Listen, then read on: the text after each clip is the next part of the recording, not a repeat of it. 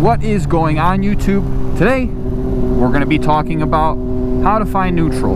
What is neutral and what's the easiest way to get there? Stay tuned.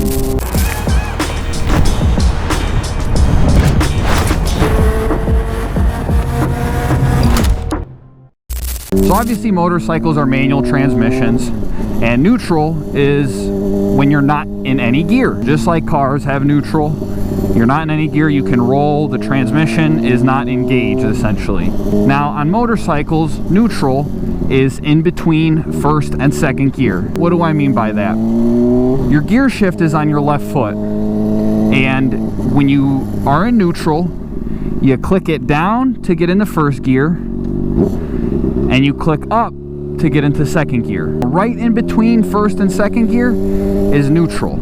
I'll do it right now. That's first gear.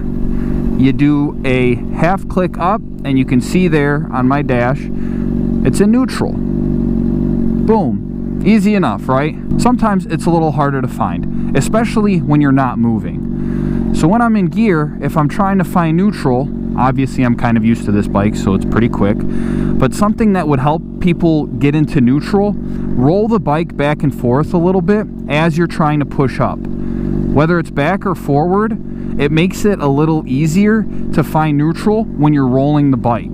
The big thing is too is, you know, if you're new to riding and if you're new to even a motorcycle, you just got a new bike, it's gonna be a little hard to find neutral. Once you get used to it, it'll be like second nature. On this bike, I can find neutral anytime because I've been riding it for so long. So hopefully that helped some of you guys out. If you like content like this, please like, comment, and subscribe. Let me know how long you guys have been riding and if this made it any easier for you to find that neutral. As always, take it easy out there.